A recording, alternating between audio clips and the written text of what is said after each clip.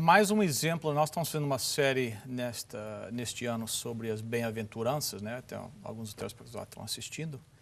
E nós vemos que o que Jesus pede dos cristãos não sei se é a expressão contracultural.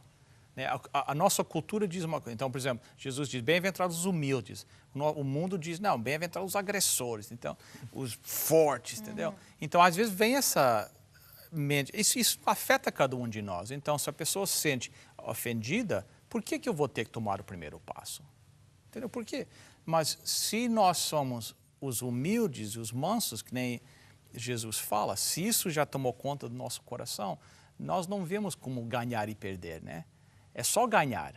É só ganhar, mesmo tomando o primeiro passo. A gente não foca em quem está certo. A gente foca no relacionamento, né? E é o que o senhor falou, tipo, a Bíblia, ela às vezes é um pouco diferente do que está acontecendo lá fora. E é por isso que a gente tem que tentar seguir o que está aqui na Bíblia. Porque os conselhos de Deus para nós são muito mais valiosos que o conselho que o mundo dá para a gente. Ok, estou com dois experts aqui. Então, mas às vezes, por exemplo, eu estou certo. É óbvio. Entendeu? Eu estou certo. Não... Agora que é, entendeu?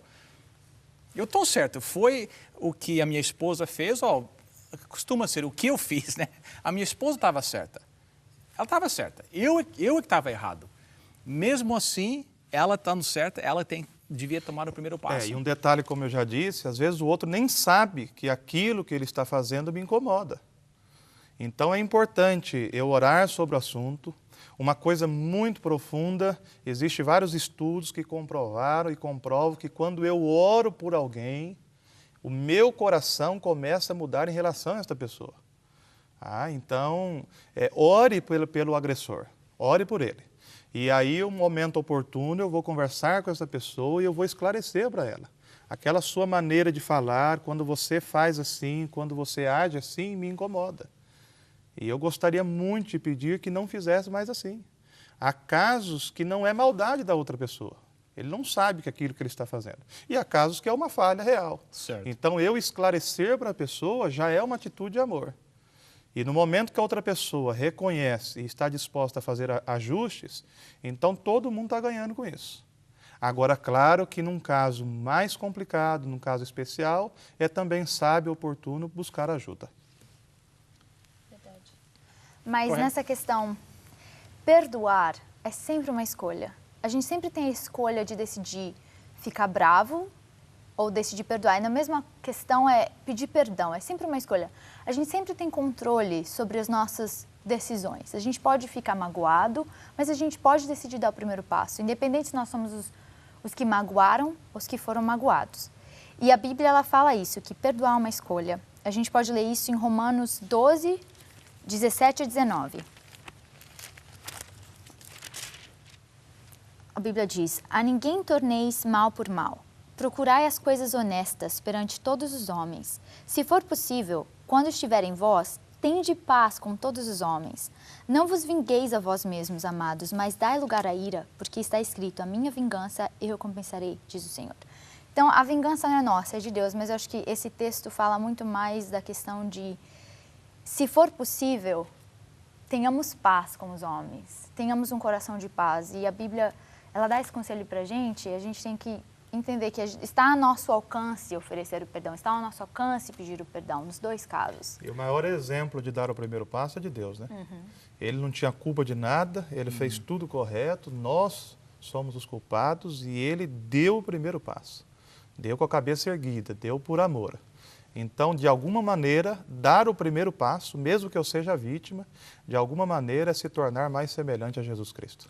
Então, vamos agora fazer a transição para oferecer o perdão, né? Então, tem o caso de pedir perdão e depois tem a resposta, né? Que é agora oferecer o perdão. O que é que acontece aí? Quais são? Me dê alguns passos, algumas dicas, alguma ajuda com isso. Porque quem sabe é mais difícil, às vezes, oferecer o perdão do que pedir perdão. Não sei, mas... Complicado.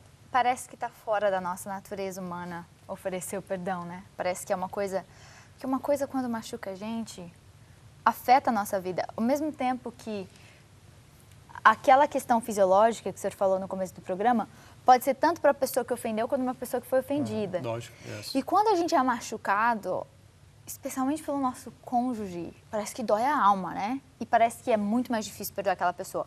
Mas tem um doutor chamado Dr. Goldstein e ele deu algumas ideias de como a gente pode ir. Ok. E essas são ideias passo a passo.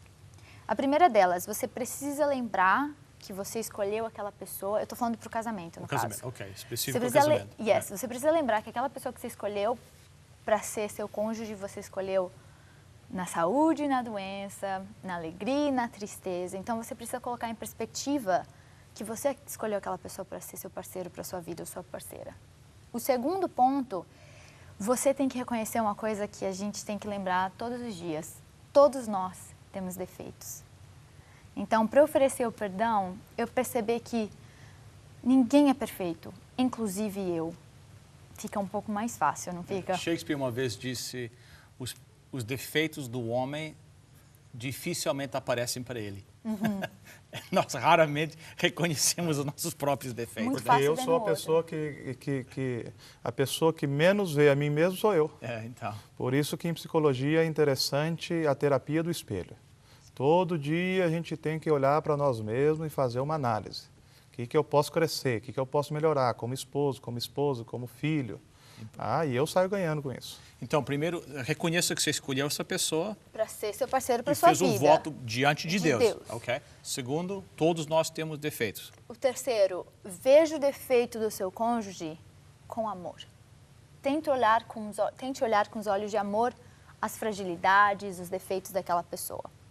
O quarto ponto, chega um ponto na sua vida que você tem controle sobre determinadas coisas e não tem controle sobre outras coisas. Aceite as coisas que você não pode mudar. Porque isso faz parte do nosso crescimento. Tem certas coisas que a gente não pode mudar nessa vida, tem coisas que a gente pode mudar. Então, aceite as coisas que você não pode mudar. Uma coisa que eu fico pensando nos relacionamentos, é muito difícil a gente mudar o outro. A gente provoca mudança mudando a nós mesmos. Então, aceite as coisas que você não pode mudar e tente dar o primeiro passo. Você pode provocar uma mudança na pessoa, fazendo a mudança em você, mas você não pode forçar ninguém a mudar. E o último passo, decida reafirmar seu compromisso com o seu cônjuge. Reafirme aquele casamento que vocês fizeram, sei lá, quantos anos? Eu sou casada há 4 anos agora. Reafirmar seu compromisso com a pessoa. Eu estou casada com você, eu te escolhi, eu reafirmo meu compromisso, eu vou continuar com você. O tempo está passando, mas, pastor, você é doutor nessa área e pastor. Certamente já falou com muitos casais antes do casamento. Existe, às vezes, a ideia que... Às vezes eu vejo na área da noiva pensando que depois do casamento o noivo vai mudar. Existe um problema, existe uma atitude, às vezes agressão. Não, mas depois de casar, não, isso vai tudo mudar. Muda? Tem coisas que mudam. Agora, é importante, quando eu escolho alguém, saber que é com aquela pessoa que eu estou casando. Agora, uma coisa que atrapalha muito no relacionamento conjugal é a ideia de que eu vou entrar num paraíso. Certo. De que tudo vai ser colorido, tudo vai ser perfeito. E nós criamos esses falsos conceitos com muitas coisas da vida. Aí eu começo a achar que para que eu seja feliz, a minha esposa tem que ser perfeita, meus filhos têm que ser perfeitos e tudo ao meu redor tem que me elogiar, tem que me apoiar. E o mundo não é assim. O desafio da vida é exatamente ser feliz com Deus, apesar das falhas, apesar dos desajustes que todos têm. E eu também tenho. Então, quando eu vou para o casamento com essa ideia de que tudo vai ser perfeito, eu me decepciono. Aí sim eu me torno infeliz.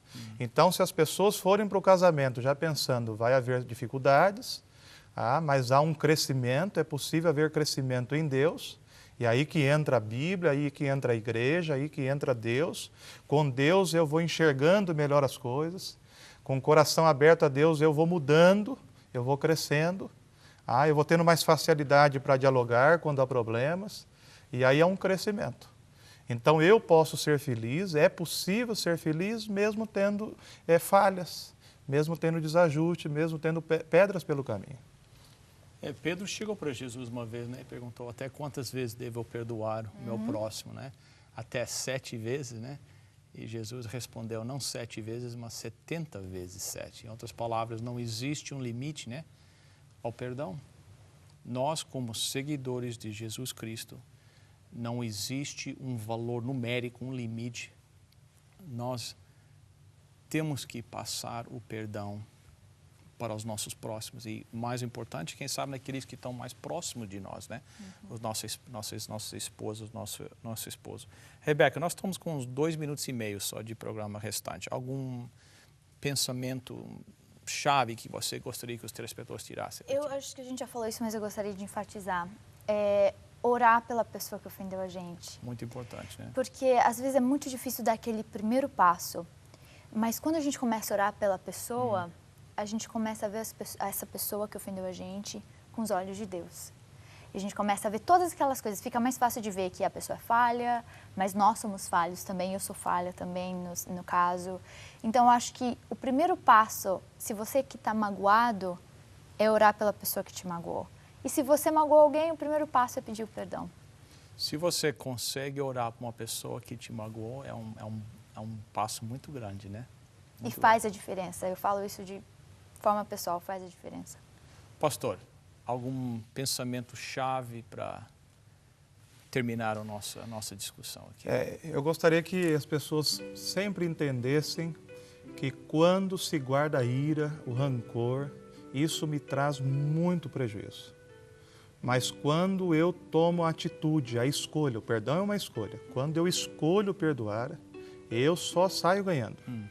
A Bíblia diz assim em Provérbios 17, 22, o coração alegre é bom remédio, mas o espírito abatido, guardar essa mágoa, faz secar os ossos. Então eu fico doente, eu fico enfermo, eu saio perdendo quando eu não perdoo. Então a atitude de perdoar é ter vida, é poder colocar a cabeça no travesseiro e dormir em paz. Então eu só saio ganhando com isso. E eu ganho com Deus. Porque quando eu perdoo, mesmo que eu seja vítima, de alguma maneira, quando eu falhar com Deus, de algum modo, eu vou poder olhar para Deus e sentir o perdão de Deus. Bem, eu quero pedir perdão, que acabou o tempo, e agradecer a presença de vocês. Vamos orar. Nosso Deus e nosso Pai, eu te peço que o Senhor possa operar o milagre da transformação no nosso coração, que reconhecemos o perdão e a misericórdia que recebemos de Ti, e possamos passar esse perdão e misericórdia para o nosso próximo. Em nome e por amor de Jesus. Amém.